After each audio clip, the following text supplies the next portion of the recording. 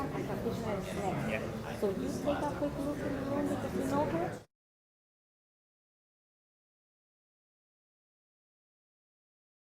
Right, morning party people. How are we today?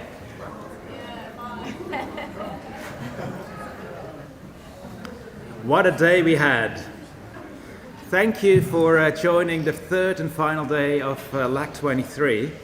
And just a little bit of highlights of what happened during the conference. And thank you so much, Henry and Justin. I don't know where they are. They are probably just still, there he is, our saving knight in shining armor for keeping us calm and safe during these really difficult times. It's more like a knight in soaking armor by the end of the day. And apparently we're going to play an interesting game later on, but more on that in a minute. So yesterday we had a really good day. We had fantastic presentations. We had the LAK debate. We had the AGM, and for those who remember this, this was one of the previous presidents, Abelardo, and he forgot about the AGM, so he did the AGM, the annual general members meeting, via his car. But I think we can top that, because Maren, our chair until yesterday, chaired the AGM from her home office with Joshua. So yeah, that was a fantastic experience. Just some highlights of the conference that I'm now showing you. And I was very pleased that we eventually managed to go to the party. And you're pleased to hear that we've done our very, very, very best to anonymize the dancing that occurred. So I'm just going to show you a brief clip of the anonymized version of the dancing, if it works. It's very high-tech AI, is this. Oh, they're dancing on the wall. So as you can see, it was amazing, and thank you in particular for Elisa for starting the dancing. And oh, right, let's move to the slide. So well done, Elisa.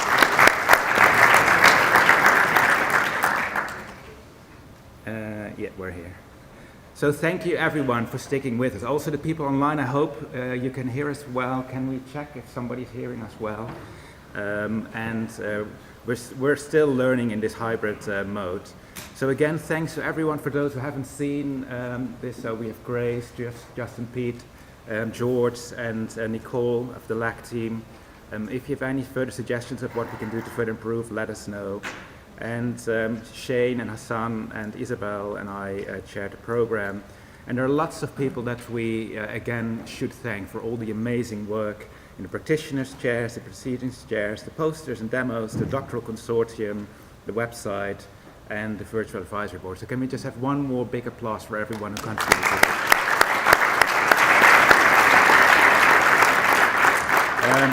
Also a big thanks to the endless volunteers who have been helping us over the last 3 days. So can I have another clap for them?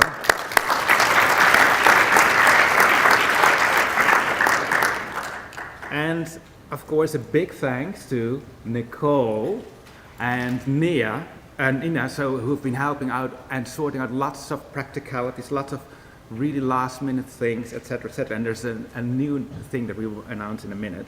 And also a big thanks to Christine. She has been so important as one of the local organizers for organizing everything. So thank you so much, Christine. So I'm now going to give the floor to our duo partner, Isabel, for some of the latest things that we want to share with you. Thank you, Bart. I think we're already, like, when you are in the third day, you get a little bit emotional because we're close to the end. But still, the good thing is that we can keep connected. Among the housekeeping items, like, you should know that by having Whova, both in your cell phone or you can access from your computer, you can still visit the materials, connect with people. We will be uploading the recordings, so we can keep connected for the next 3 months. Also, you will receive the certificates of attendance just for need or because you want a memorabilia of what was this experience. Also, there is the ACM proceedings for full and short research papers. They are available in the ACM library, but they will continue to be available in our Solar website. And also the companion proceedings will be available in our Solar website. So you can check the papers that you were more interested in and share your work as well. And finally, and not least, in our social media, we also would like to see how was your experience. I know that people have been already super active with photos and comments, but just that you know, like you can follow us at LAK23 online and at Solar Research and share your story using the hashtag LAK23. And before moving forward, I would like to call Nicole for some quick announcements. Okay, quick last minute change to the shuttle schedule. So there's a lot of luggage downstairs. So today at 3 p.m., there's going to be a bus going back to the hotels, but there's also going to be a bus going to the airport.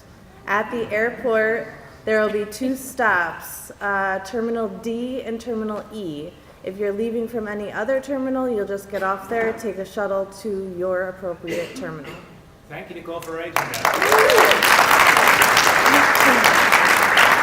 And all the shuttles will leave from the original shuttle stop because we hopefully will not have to deal with any other weather today. So, thanks everybody for your patience this week. Really appreciate it. Thank you,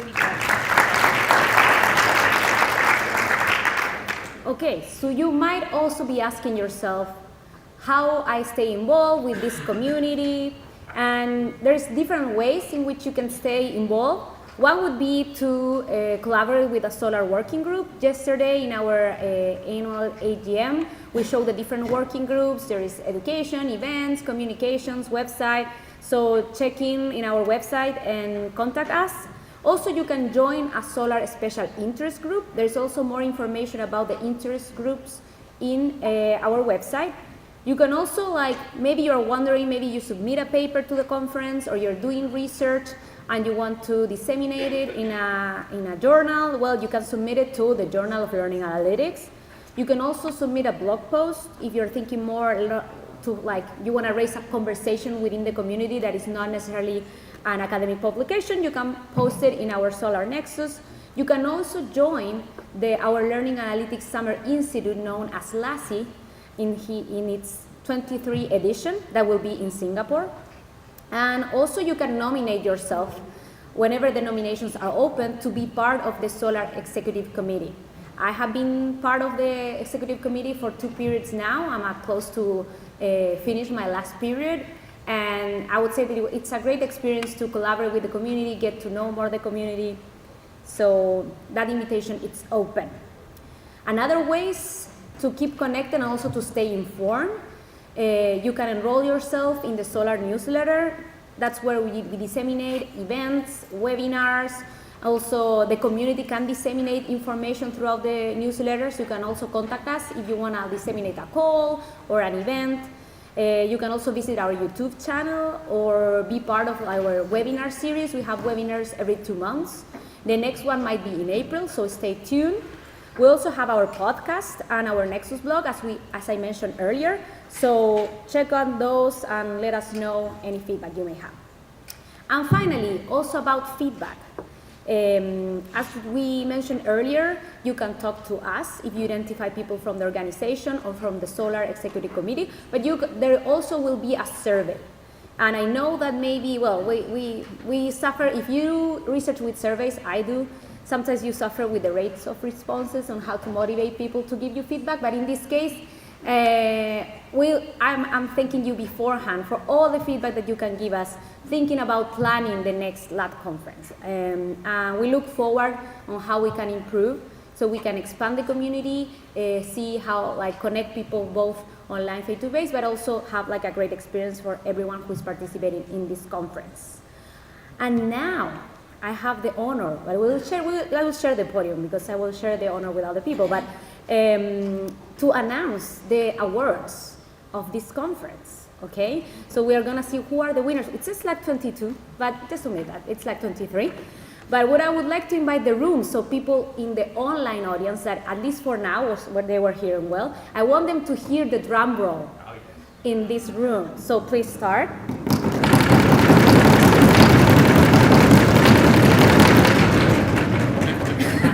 That was great. That was great. Congrats to you. I hope the people online enjoy it. Okay, so the first category of these awards is first short paper nominees, and I will have the honor to announce this. We will start by acknowledging those who were nominated and then announce the winner. So an honorable mention to the short paper, Advancing Learner Profiles with Learning Analytics, a scope and review of current trends and challenges. A second honorable mention to the paper titled Turn-Taking Analysis of Small Groups, Collaboration in an Engineering Discussion Classroom. A third honorable mention to the paper titled The Role of Gender in Students' Privacy Concerns About Learning Analytics, Evidence from 5 Countries. Another honorable mention, this keeps the suspense, to the paper titled Impact of Window Size on the Generalizability, sorry for the English there, of Collaboration Quality Estimation Models Developing Using Multimodal Learning Analytics. Oh, finally, the Best Short Paper Award goes to Are We on the Same Page? Modeling Linguistic Synchrony and Math Literacy in Mathematical Discussions. A quick applause for Yu Young and all the co-authors of this paper.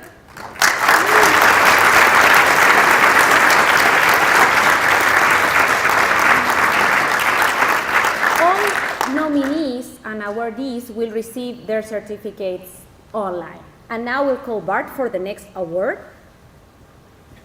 And at the end, after the keynote of Ken, if you want to take your picture with the things in front, let us know, and then we will make some pictures for you.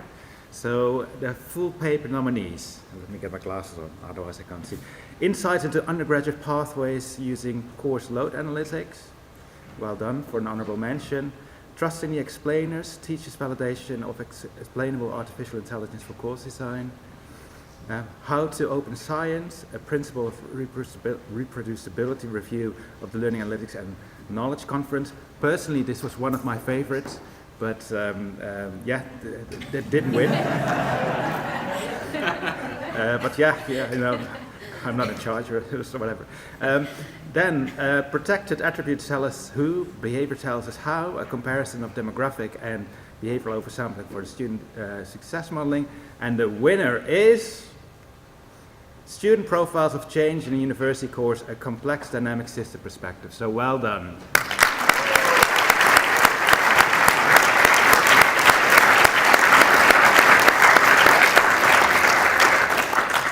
Right, and then can I ask Geraldine? Oh, yeah, here you are. So Geraldine, together with Dan, have been doing amazing work on the practitioner's chair. So over to you. So our two nominees for honourable mention is the paper Connecting Pedagogical Decision to Intervention, a large-scale implementation of embedded learning analytics. Well done. And the winner is Integrating Competency-Based Education in Interactive Learning Systems. So well done to you.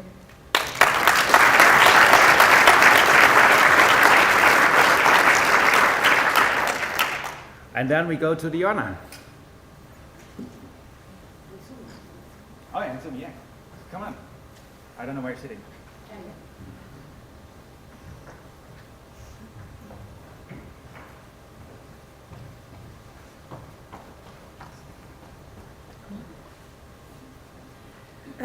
Right, so everybody voted, and here are the results. We start with honorable mentions for a poster, and we have one that toward trustworthy, explainable recommendation, personality-based tailored explanation for improving e-learning engagements and motivation to learn. We have a second honorable mention for poster, the middleman between models and mentors, using SHAP values to explain dropout prediction models in higher education. And then we have the best poster award going to perspectives of multimodal data sharing and privacy in VR learning rooms.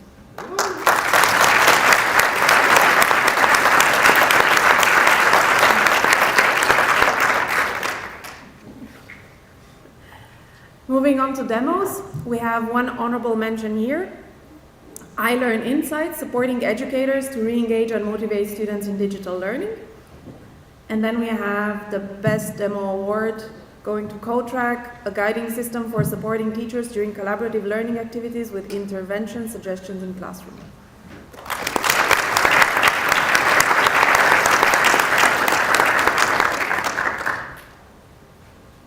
Thank you, Joanna and Izumi.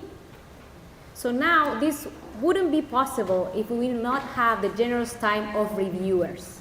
So there is plenty of reviewers in this community who are generous with their feedback, constructive feedback, time, and this conference likes to acknowledge that. So we also give an award to best reviewers who get a complimentary registration for, the details will be sent to those awardees.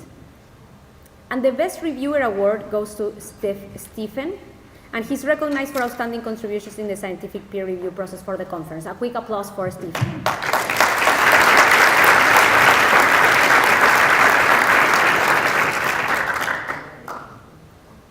And the Best Senior Review Award, who also leads the process of discussions among reviewers and meta reviews, goes to Rebecca. She's also recognized for her outstanding contribution to the scientific peer review process. Congratulations, Rebecca.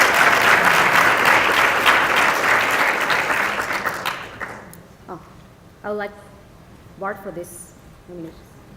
So this is a new category. So we have a category for emerging scholars, and we have a category for really community engaging scholars. People have been working for the community for a long time. Thank you for nominating loads of people. There's no one on the higher level that was nominated. So if you're thinking about, oh, this person is really fantastic, he's done amazing work, think about this and nominate him or her a day next year in Kyoto. But the winner of the European Emerging Scholar Award is Mohammed Sakr, so well done.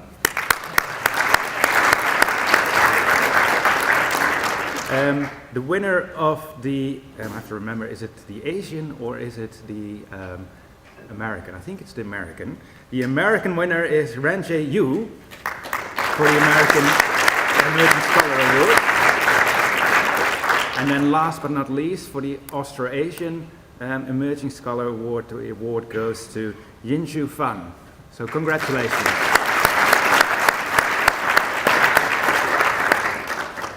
So, this is Isabel. Okay, so now we have our final keynote, and I would like to invite Ken Kedinger to start plugging his things for his talk, Learning Analytics Towards Better, More Equitable Learning. So just a few minutes, and I don't know if we need to switch Huba's session. We need? No, we don't. Okay, so you can stay there, post questions. If you have burning questions as Ken is giving his talk, you can post them in Huba. So that's the invitation. So then, and we will have some minutes later on. And then we also will have an extended Q&A session after coffee break.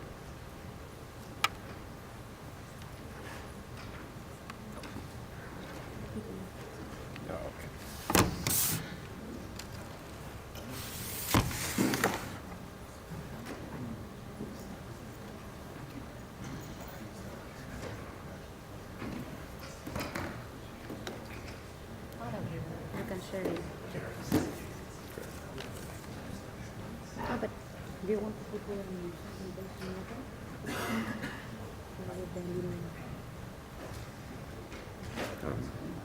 Actually, I was gonna jump to another Okay, screen. so leave it there. So, yeah.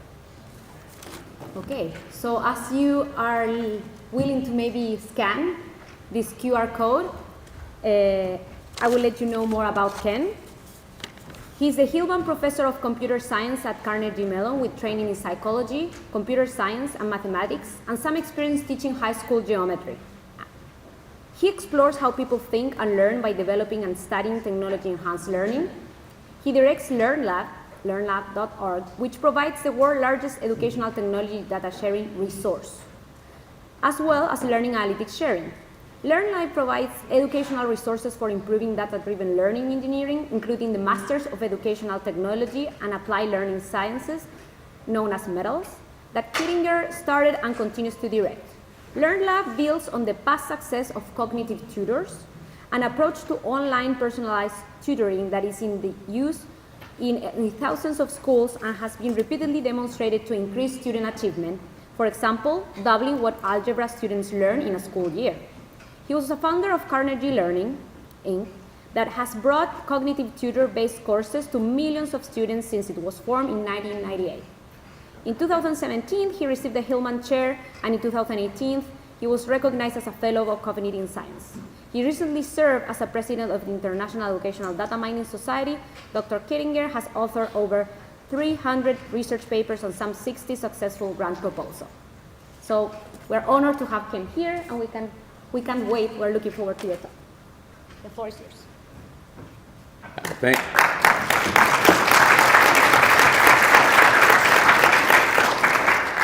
Thank you very much for inviting me. Very happy to be here and happy to engage with you. And along those lines, as a big proponent of active learning, I thought I'd try an experiment in active learning. So we all have our clickers, and if you can get to this site, you'll find yourself on a Google form, and you can answer the question there, if you will. And let's just. This is what you should find here, so you want to click on this link, and then you'll get to this survey, and I can see that we've got activity. Yay!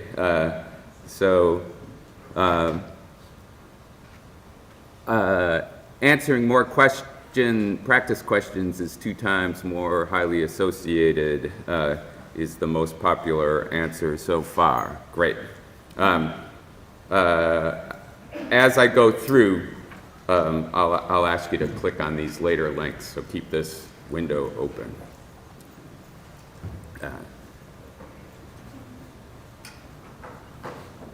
I'm going to talk about learning analytics towards better, more equitable learning, and I want to be sure to let you know that there's a big team of folks that have helped with the work I'll talk about, as well as a lot of good sources of funding, including a non-officially announced Schmidt Foundation thing that goes in the blank here, but I'm not supposed to say that yet, so you didn't hear it. The theme of the conference is trustworthy learning analytics, and I think there's lots of ways to think about that, of course, but one way to think about that is that trustworthy learning and analytics produce insights that yield enhanced student learning. And I want to make a contrast with analytics, which is better prediction. We do a lot of that. I'll give some statistics from a recent paper that is at least somewhat related to that.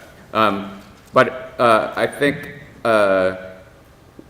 we will get more leverage in this field and in the world by pursuing the next 2 steps here, insight and redesign and close-the-loop experiments.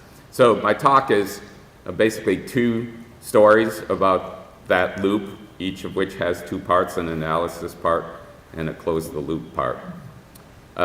So going back to this for a second, another way to say this is better predictions are good, but they're not yet trustworthy because they may not have causal power to improve learning.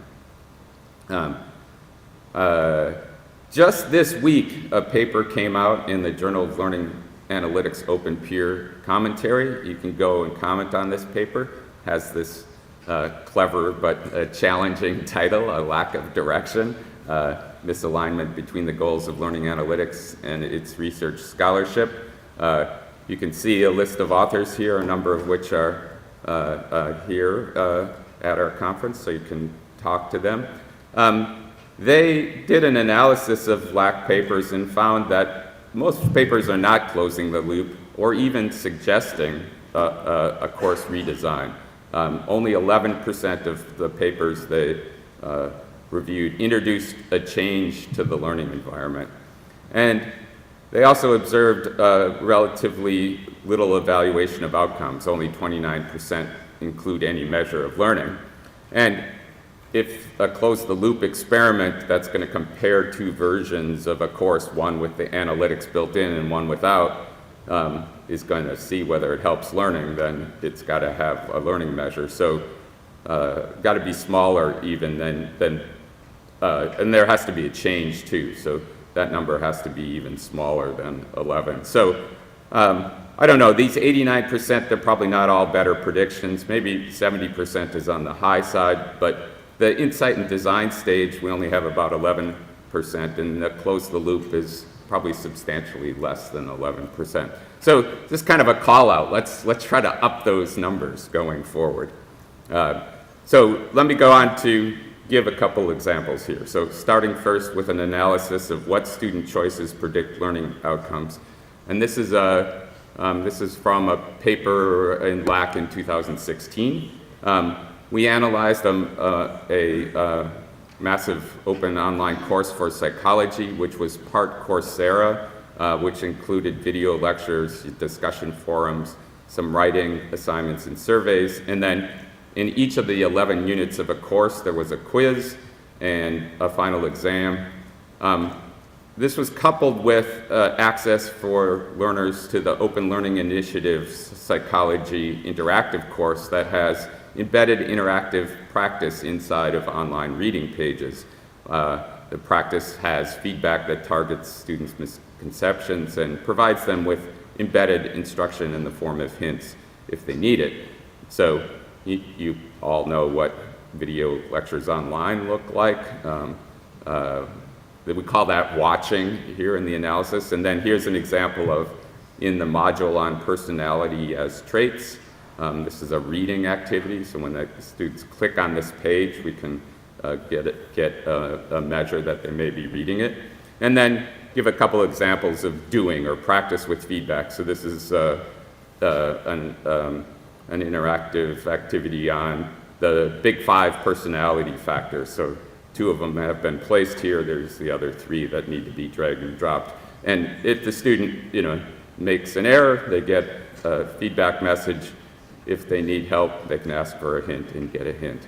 There's other drag and drop activities, like this one's about the brain areas. Of course, there's a number of more familiar multiple choice. There are also a number of what are called submit and compare items in OLI, where you're asked an open-ended question, the student is, and they type, and then they click submit. And the compare part is they see an example of a quality answer from the instructor. So just give you a sense for the different kinds of activities. So we had 1,000 students that completed the final exam in this course, and we analyzed those variables. Basically, the doing is the number of activities they started. The watching is the number of times they clicked the play button. Reading is the number of times they went to a page, although we subtracted out the number of page accesses, maybe about 5% that might be attributed simply to trying to get to the activity. It doesn't really change the results at all, whether we subtract that out or not, but little technical detail. There was a pre-test, and of course this total quiz score in the final exam. And what you're looking at right now is the output of a causal inference analysis from an algorithm called tetrad, where we took the table of all these variables for the 1,000 students and a little bit of information about the temporal order of these events. And with that, this is the causal graph that tetrad inferred. And in particular, I want to focus your attention on these weights on the links. These are, all the variables were standardized, so they were in effect sizes, so that each of these links is associated. For example, this one is when a student does 1 standard deviation more of the activities, they do 0.44 standard deviations better in the total quiz score. And then this shows that the total quiz predicts the final exam quite well. And so I don't know, I guess I've always been a fan of active learning, but I was surprised by the extent of these results, which are that the effects, the associations between watching and reading and total and outcomes are positive, but 6 times less than the impact of the online activities. So Of course, you know, this says causal model, but we need to be careful about that, and let me say more about that. But first, let me indicate that this association has been replicated. Here we did it in 3 other courses in another instance of this OLI psych course. This is the ratio of doing the reading. Not all of these had video components. And you can see it ranges from 2 up to 16. This one's because in that statistics course, the readings were not at all associated with quiz outcomes. They're slightly negative, as a matter of fact. The median across these is 6 again, so that's kind of surprising. But we're not the only ones to do it. Later today, at 1 o'clock, there's this paper, The Doer Effect at Scale. I think this is an investigation. Oh, yeah, across 7 courses. I didn't have to memorize that. So welcome to go see that. They've been seeing the same thing. One other thing we did in this LAK paper is to try to, you know, there could be a third variable contributing here, like a student who's like really likes psychology might be both doing more and learning more. So we wondered, is this effect also within student, not just across students? So if a student does more in a unit, like let's say unit 4, than they do in unit 7, will we see that they learn more, relatively speaking, in unit 4 than unit 7? So we did this mixed effects regression, all 3 of those different kinds of activities, doing, watching, reading, with 3 different counts. The number of activities they did before the target unit, the number of resource accesses, that could be video or reading, the number within, and the number after, right? So we got 9 numbers here in the rows here. So doing, if the outcome we're predicting is unit 4, then this would be the doing in 1 through 3, and this is in 5 through 11, and this is the doing within 4. And indeed, we get the biggest normalized regression coefficient is for doing within. So it is increasing evidence that active practice causes more learning than passive reading or watching. The reading and watching coefficients, again, are much smaller. In this case, actually, quite a bit smaller than 6 times. But there is still reason for caution here. There could be third variable. Maybe I like the brain unit in particular more so than the personality unit, so I do more there and learn more there. It's also the case, curiously, that some of these after effects are significant, which cannot be causal. There's no way that more doing after Unit 4 makes you better at Unit 4, right? So there is some third variable phenomena. This is all one regression, though, so this indicates that there's a within effect in addition to some possible third variable effect. And maybe there's a third variable effect with the watching, too. All this to say, if we really want to nail this down, we should do an experiment where we prompt students in some way toward more doing and compare it to less. So we've done a few of those, and I'll just describe one of them. But let me just pause for a moment. What you just heard essentially could be summarized as more doing is 6 times more associated with learning than more watching or reading. So now's your time to do active learning step 2. See if you got that. And then there'll be a question about the next phase here. And let me just see if we can get a live update on what's happening here. I'm not sure how good the internet connection. That didn't change too much. We're getting some responses are coming in. Don't copy. And so there's a second question here. I will let you engage in that. Anybody still need the access? If you came in late? There's one there. I'll hold it for a second. Got it? Yeah. So the second part of this, the closed loop part of this story, involves a comparison of active doing versus passive reading. And Paulo Carvalho, who's been a a great contributor on a number of these projects, was really the lead on this one. And we turned out this was, again, in a psychology course. We were looking at whether activities without prior reading might improve learning in a classroom. So schematically, you can think of the typical approach as you read, that these lines are text, right? And then you do. And like this might be a description of a psychology experiment, and there are the results, right? So that can be contrasted with essentially similar to what you just did. We just ask, here's the two conditions of this experiment. What do you think is going to happen before we even tell them anything else about the psychology? And then show them results. Sometimes there's an explanation here. Why do you think that? But then, so this is predict, observe, and then we say, why do you think that happened? Explain. Then they hear the research-based, the experimenter's explanation, and then they explain it themselves.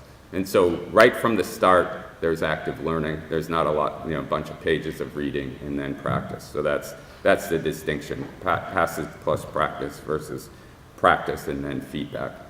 And Paulo Carvalho's done actually a number of other experiments like this, but this one's published. The other ones are hopefully going to be out soon. But in this one, he saw, this, by the way, is embedded in a real psych class where the exams were, from an experimentalist perspective, maybe a little easy. We wish they were a little harder, but you can see like they do pretty well in the control condition on the exam. But there is a statistically reliable improvement based on this practice plus feedback. In this particular study, we weren't able to really measure learning time, but in some of his other studies that he's been running online, he has just a text condition, upfront reading, just practice with feedback, and then both. And as you can imagine, when you do both, when you ask students to do both, that takes longer. Turns out in those studies, reading's better than nothing, but the practice is better than the reading. And the most surprising results from those is that the practice plus the reading is no better than the practice, but it takes substantially longer. Now, I said reading, but I really meant upfront reading, because they're reading the feedback in the practice, right? It's not like we're holding back information. This isn't discovery learning. This is the instruction, the conveying of information does come on these pages, but it is more responsive to student thinking. So there's definitely more experiments that should be run, but there's a strong suggestion from these results so far that maybe we should replace upfront reading with more upfront doing. So LAK23, if you want to play along with that. Let's see how we're doing.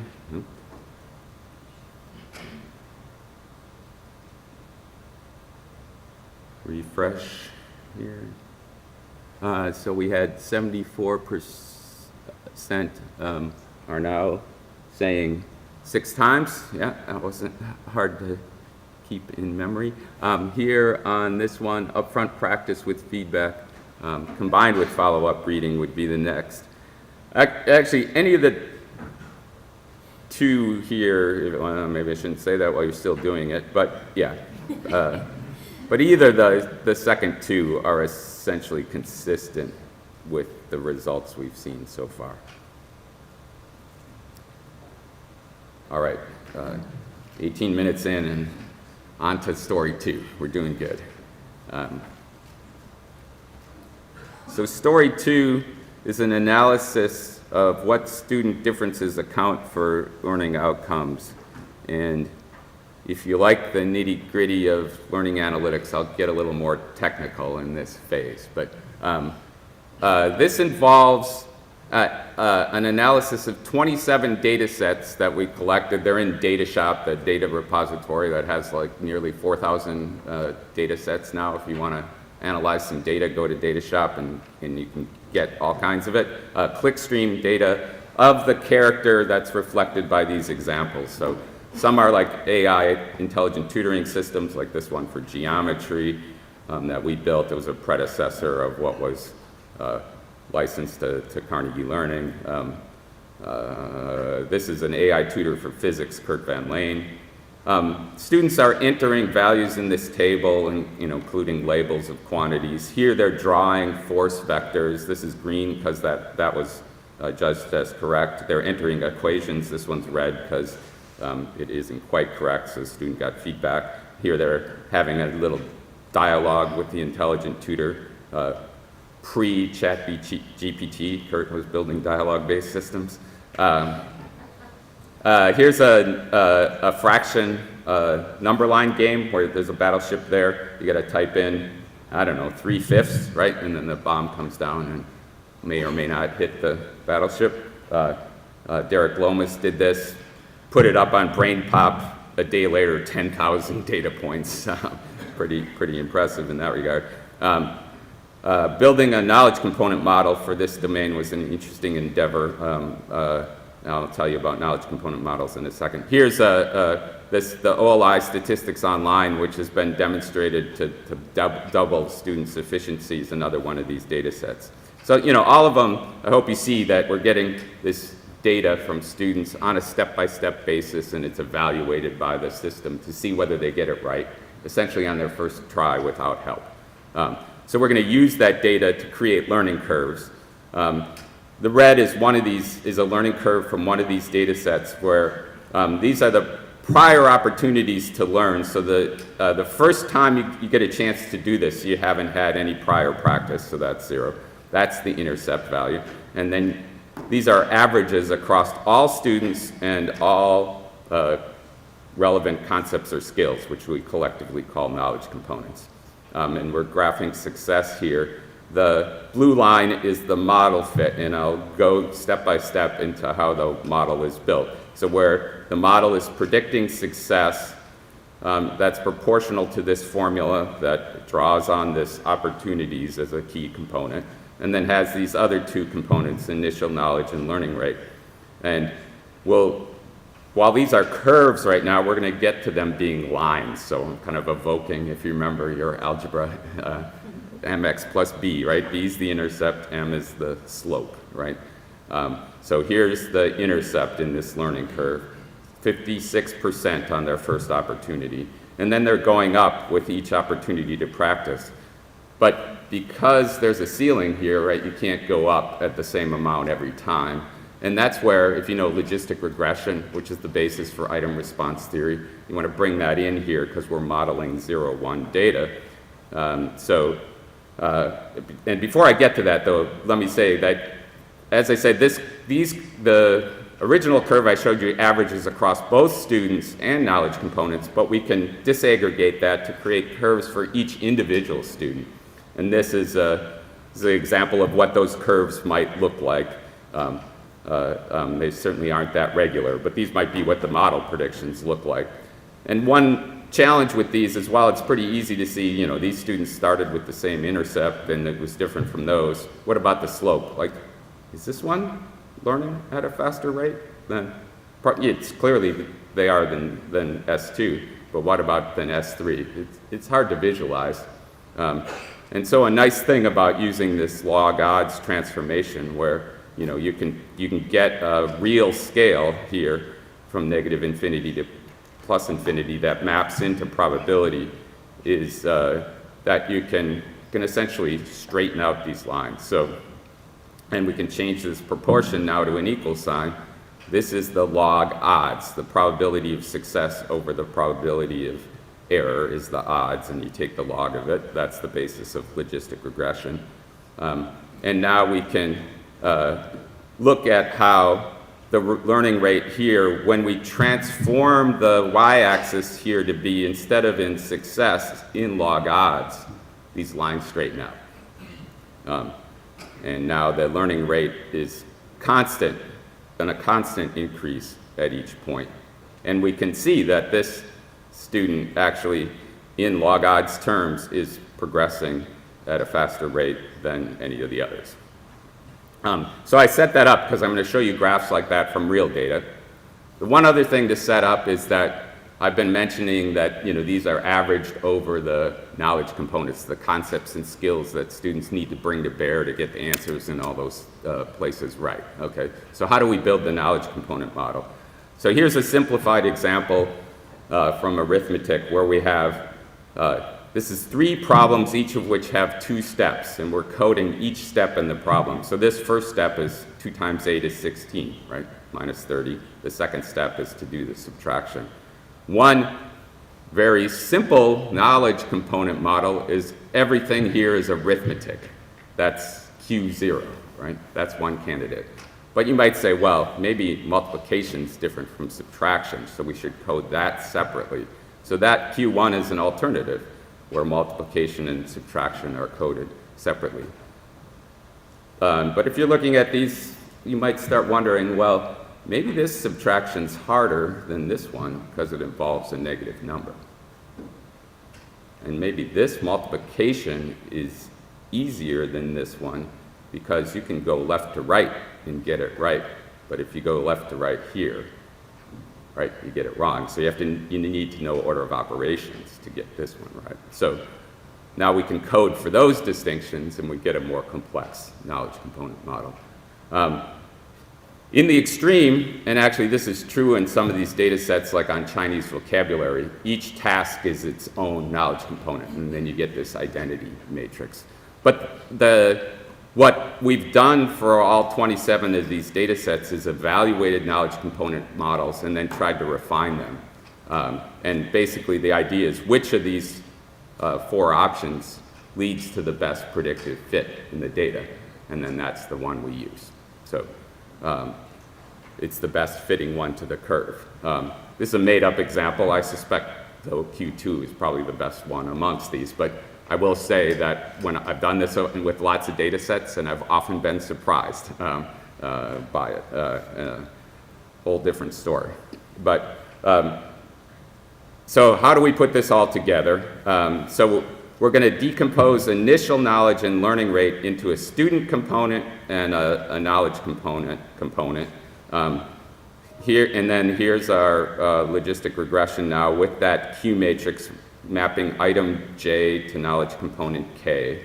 And this parameter is then how hard, it's essentially how easy. The more positive is, the easier that KC is to do at first. So like in geometry area, finding the area of a rectangle is going to have a higher value than finding the area of a trapezoid, because the trapezoid is more complicated.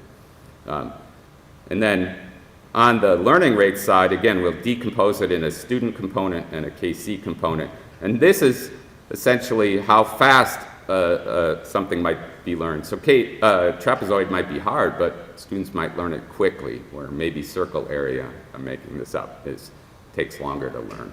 And I think it's actually one of the things that's slightly surprising in this data is that if you code the formulas as to whether you're applying them to find the area, so forward, versus code the formula, situations where they're using the formula to go backwards, where they're given the area and all but one parameter. That distinction mostly doesn't matter, but it matters for circle area because you have to take the square root. And that's a harder skill. And that turns out to be, this parameter is bigger for that backward circle area than some of the other ones. And then these are the ones we're really focused on in this particular analysis, is where is each student at the start and how fast are they improving? So now we get back to those lines. These are opportunities to learn. For the data sets, we're showing a line per student in this log odds transformed performance measure. And as I'll say later, I was doing this project I wanted to find out who were the fast learners and figure out what self-regulated skills they have. Phil, I'm looking at you because I know you know a lot about self-regulation. So I was really struck, though, by this, right? Look how parallel these lines are on one hand, and also how different they are in intercept. There's a student here that starts at about 30% correct and another at 88. But the student at 30 is making the same progress as the one at 88.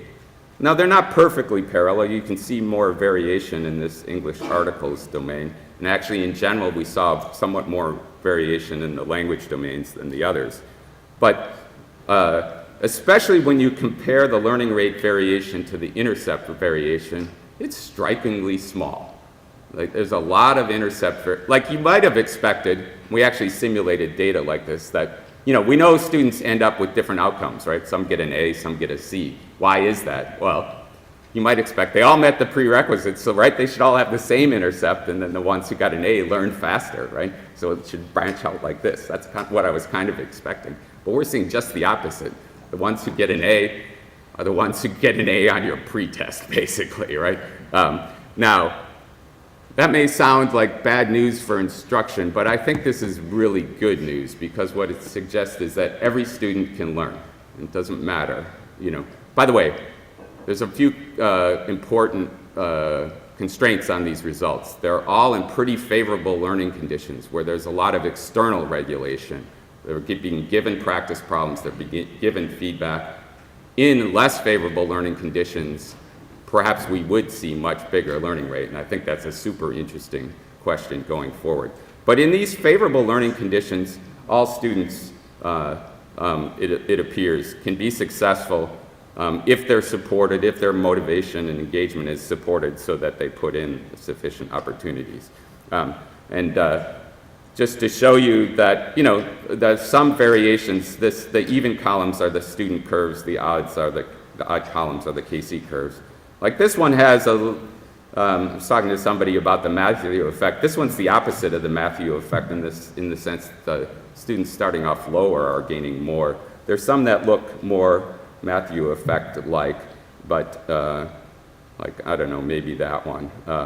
But again, I hope you see how parallel these are, and I don't have time to go into it, but you might notice that our models can detect differences in slope because they show up on the KC's slope graphs, and some of those lines are even going down, which is, if you want to ask a question about that, that's an interesting and important phenomena.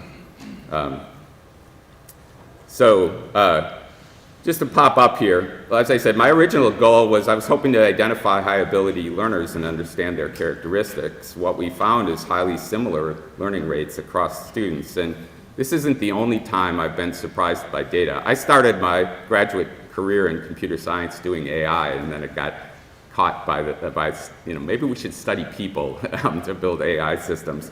And the more I collected data, the more I realized how often my intuitions were not right, and the data revealed that the world is a little bit different. So here's a little side message for especially young researchers out there. When you run a study and things don't go as expected, you might be tempted to shelve it, and I've had that temptation sometimes. But it's often, those are the best results, because you're really onto something, and as long as your intuition matches others, you're going to be informing people when you come across something unusual. So stick with it. Message of loop 2, student learning rate is astonishingly regular. There's a hopeful equity message that all students can learn from this. So next opportunity for active learning here.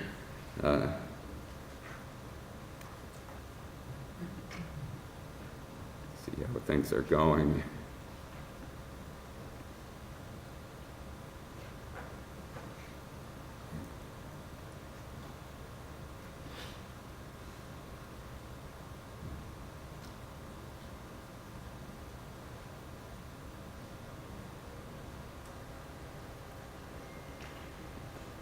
Oh, that's interesting. I noticed that at the prior result, most people were anticipating this quite similar learning rate thing. Is that because the paper's been out on archive, or because it's not as counterintuitive to some of you as it was to me? Great, we got responses coming in here. All right. Last, close the loop part of the last story. So one way to describe what we were just talking about is that when we see achievement gaps, like socioeconomic status-related achievement gaps or racial achievement gaps. There is some scholarship that suggests they arise from opportunity gaps, that it's not that those kids can't learn, it's that they're not getting equitable opportunities to learn. And I like that framing, and I think this data really supports that framing. So the natural intervention then is, how can we figure out ways to give more opportunities? And a related phenomena that we've seen in our AI tutors is that when we graph how much time, how many problems, there's different ways you can do this, in comparison to some outcome measure. This is the number of sections in a math tutor they completed, but this is really highly correlated with like standardized test data, so this is essentially an outcome measure. When we do this kind of graph, we always see these dosage relationships, right?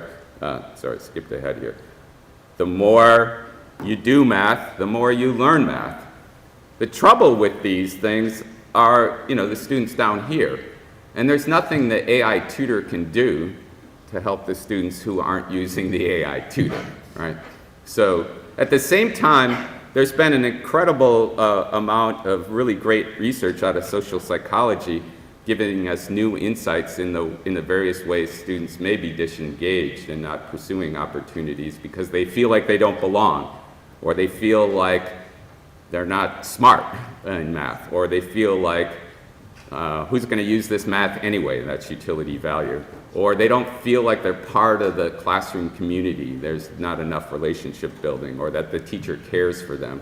Or they feel like they're expected because they're a female in computer science or an African American in a math class, that to not do well. That's the stereotype threat idea.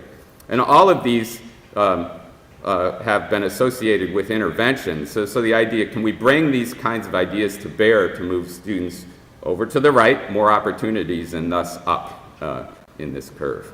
And in particular, in addition to drawing on those research results, the idea has been emergent, like Saga Education, for example, is a strong case of this, that bringing in human tutors into the K-12 classrooms can really add some real benefits. So we wanted to explore this in this Personalized Learning Square project, where the square refers to essentially two different things. The idea of combining AI tutors and human tutors, but also the idea that we want to tutor not only in support of the math learning, but tutor in support of motivation. Part of the leverage here then is that the AI tutor provides data to the tutor around how the student's doing, and in particular can distinguish students who may be they're engaged, but they're not making much progress. They might be wheel spinning, versus students who are not very engaged. So in one case, if I'm Alex, the tutor, I want to focus on motivational interventions with these students and math interventions with these. In addition, we have all these resources that are helping tutors learn about these various social motivational approaches. And if you saw our talk on Wednesday, we also have interactive scenario-based lessons where these tutors can learn these things by doing. So we're applying the same ideas there. We use that predict, observe, explain approach to training tutors. So I'll end here with a description of an experiment we did in collaboration, a quasi-experiment we did in collaboration with the Center for Urban Education that was running an after-school program associated with 3 of our city schools that drew from especially a population of students from low-income neighborhoods and minoritized communities. I'll show you data where the treatment group involved 70 students in this program. 80% were black, 10% Hispanic, 10% white. We're going to blend this human tutoring and technology. And importantly, the tutors here are they're paraprofessionals. I was about to say they're volunteers, but we did pay them.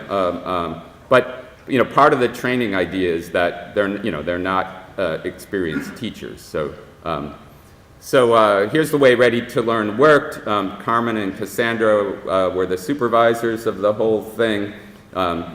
They had sessions with students that lasted about 2 hours. The first 20 minutes was about relationship building. They had pizza together and talked.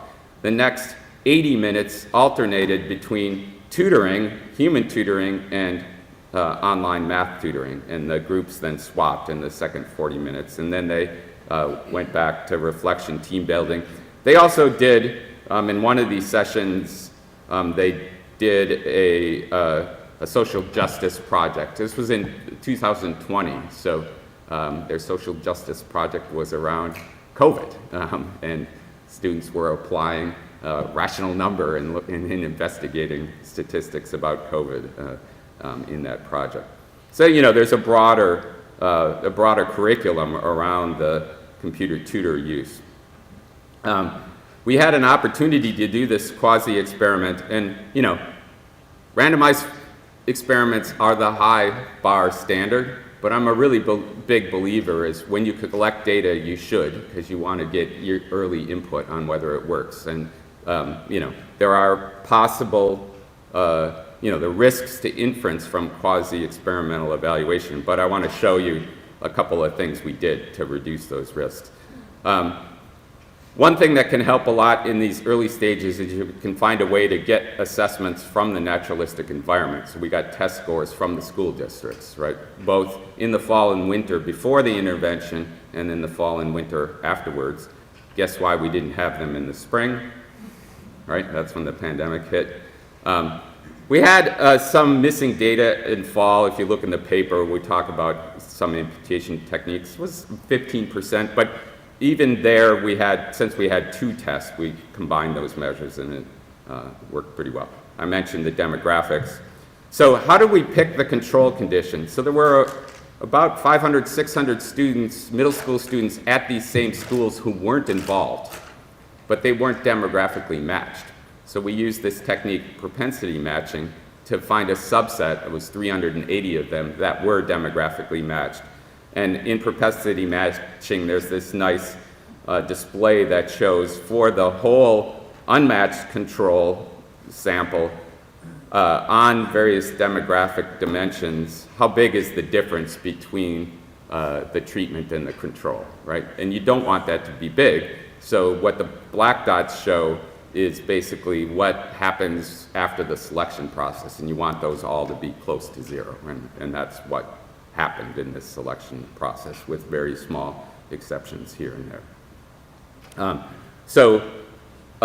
Here are the results. Nice thing about this NWEA math test is they have this RIT score that works across, that you can pair across grade levels. So the 6th grade test, while it's somewhat easier than the 7th grade test, they have a way of mapping the score on one to the score on the other. So these are those RIT score growth. So 3.6 in the control, 6.8 in the treatment, a near doubling effect. And just for comparison purposes, the unmatched control, as expected, because it's demographically more advantaged, did better. The national average, this is actually a stat outside of the pandemic, is 5.5. So maybe some of this decline is pandemic slide, or maybe this is because the national average includes suburban schools and so forth, right? But in general, you can see these 70 students really progressed in math in a substantial way. That extra opportunities that really helped. One other thing about the quasi-experimental design is if this is a selection effect whereby students who are engaging in this program, enticed to be in it and accepted to be in it, might be generally better students, right? And when, of course, the propensity matching was trying to select for that, like we were matching on their pretest scores. But if they're generally better students, we'd expect them to do better in reading, right? Whereas if the math tutoring worked, there shouldn't be an effect on reading.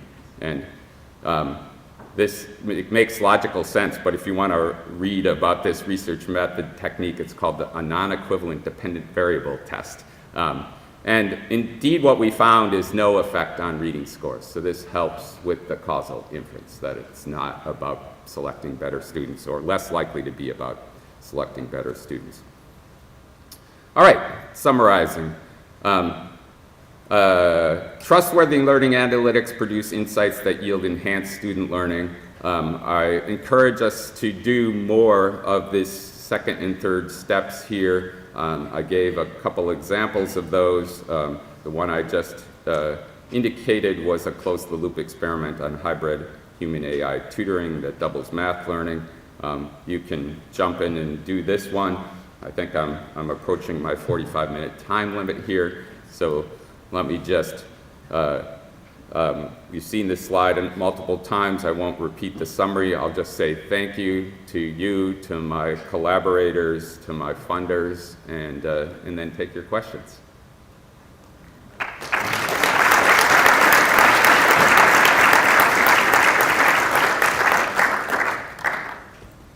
Thank you, Ken, for this great talk. We will share mics, I guess, just for logistics. And we have already some questions in Huba, so I invite the audience also to post them there and remind that we have, after the coffee break, an extended session.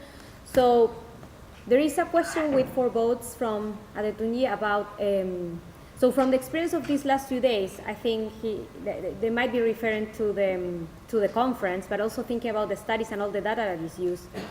The question mentions, I have noted that the data availability is central to the use of learning analytics. What is your advice for institutions on how to introduce data collection culture that will suit the purpose of learning analytics?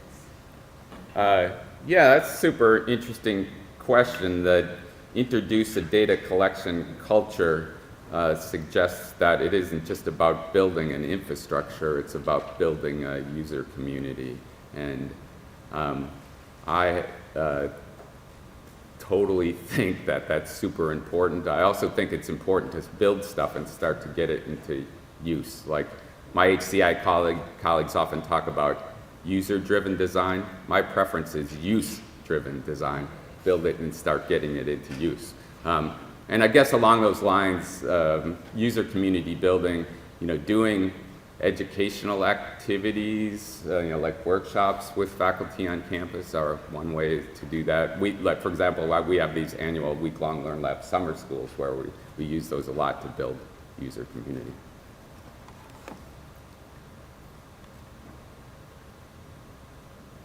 Thanks, Ken. There is this question from Philip Wine. So it's, how tightly linked is active learning on concept A to achievement on concept A? Does active learning on concept A leak to concept B, which was not actively learned? Yeah, that's a nice question too. The way we've defined knowledge components is it goes the other direction. If there's leakage from A to B, your labels are wrong. It's kind of like germ theory, right? Germ theory says there's something that explains the disease. We need to find out what it is.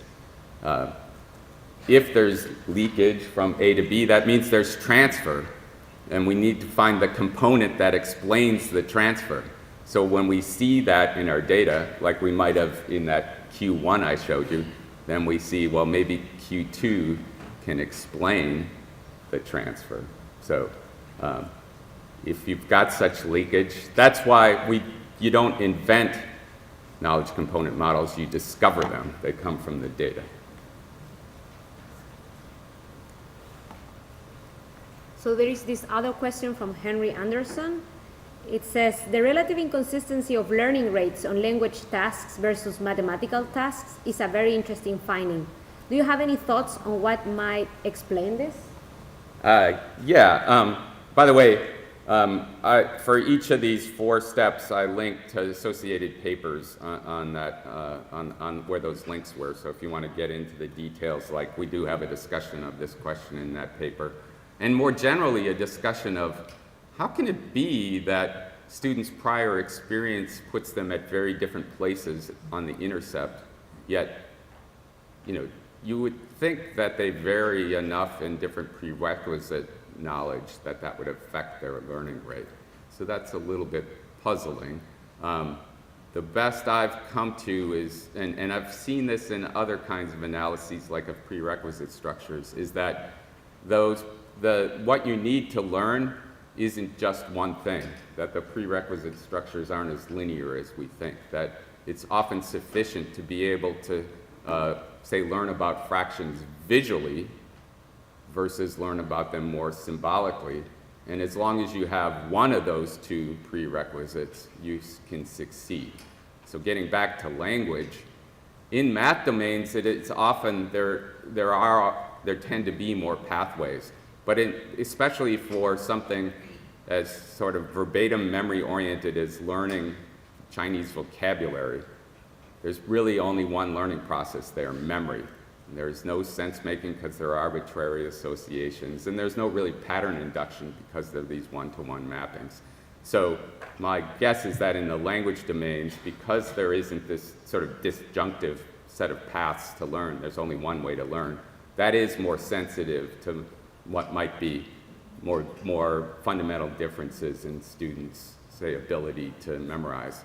I don't have the data, but I suspect, for example, that I'm pretty bad at that sort of thing. Like I have trouble learning English vocabulary. So more research is needed, though, for sure. There are a couple more questions from Phil Winey, so if I will ask them on your behalf, but if you want to jump in here, I also invited. No, I'll go. Okay. When students read, then do, and don't succeed well enough on achievement, do we have a measure of unproductive, self-regulated learning, or a measure indicating students don't have learning skills? When they read and don't learn, yeah, well, I mean, that, you might say that reading is an unfavorable learning condition relative to practice for multiple reasons. One is that you don't have the active learning component, but the other is that you don't have this check on your understanding that you get from active learning, right? And you know, if you know some of the physics education studies, a really nice study at Harvard where they did a crossover design with active versus passive lectures. But they also asked students where they thought they learned more, and they think they learned more from the passive, even though the data shows they learned more from the active. And part of that is during the active questioning, the student who might have in the lecture been going, oh yeah, that makes sense. They get the question wrong, and they realize that they only thought it made sense, but they didn't really get it, right? And so the active learning helps debug misconceptions in a powerful way. So I think, though, that self-regulation, a good active reader, you might know that there's this thing called the cover-up strategy. Like when you're studying your notes or doing a reading, you should cover it up and see if you can retrieve what's there. A good self-regulated learner can make a passive activity into an active one. And indeed, we started to look at this, by the way, in Paulo's studies, because we have this reading-only condition, whether the learning rate is higher. The learning rate variation is higher in the reading condition than it is in the practice condition. There is a trend in that direction, but it's a little bit tricky to compare variances like that. But future work needed. Super interesting question, I think. There is another question here from John Kennedy. Have you applied K-means trajectory analysis to see if there are significant differences in the types of learning growth rates, shapes? I have not applied K-means trajectory analysis, and I would invite you, John, or anybody else, to go to DataShop and get these 27 data sets and try K-means trajectory analysis or anything else, because there's lots of possibilities that could be tried, and I encourage you to do it.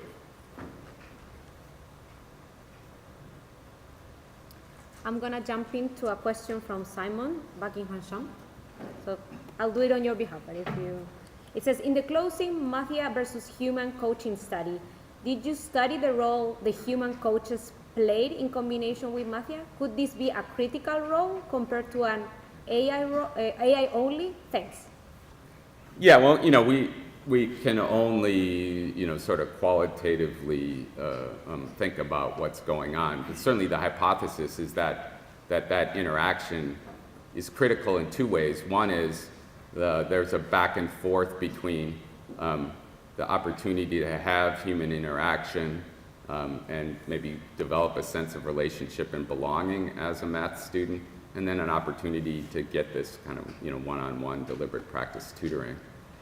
So that's one reason why we think both are important. The other one is that the data coming from the tutor from the computer tutor can influence what the human tutor does. And I wish we had more detailed tracking data on that. That's certainly one of our goals. I think that's probably a smaller effect than what we saw. I mean, the big effect, in some ways you could say the study's obvious. If you get kids to do more math after school, they're going to learn more. But I will say there's a lot of after-school programs that I've seen, the kids come and they're playing around, but they're not really doing math. So I think part of the power of it is that Carmen and Cassandra created this environment where the kids really do put in time. One little detail is that we looked at the dosage within the treatment on the computer use, and the more they're using the computer tutor in the treatment, the bigger effect that they did. We wanted to do the same thing on the human side, but we only have whether they attended a session or not, and that's just too highly correlated with the tutor data, so that didn't actually work out. But if we're in the future, we're going to try to collect more fine-grained data on both sides so we can get an indication of how much is more human tutoring contributing in comparison to more computer tutoring. Okay, so we are hitting the 10-hour mark, so we will leave it for now, but we will continue after the coffee break. There are some remaining questions in Huba, and also we will invite questions from the audience, both face-to-face and online, and I would like to invite Pete, because we have a little gift for Ken. Yeah, no, don't leave us.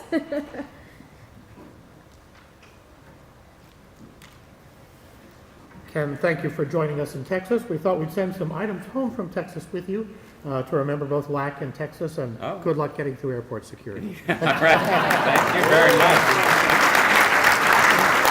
Can I help people out? So thank you, everyone. And as I mentioned earlier, now we have the coffee break, and then we have sessions, but we will also be here answering more questions that will be answered by Ken. So see you in a bit. Coffee. Yeah, after coffee. Thank you. Yeah. Well. Yeah, the online thing. Yeah.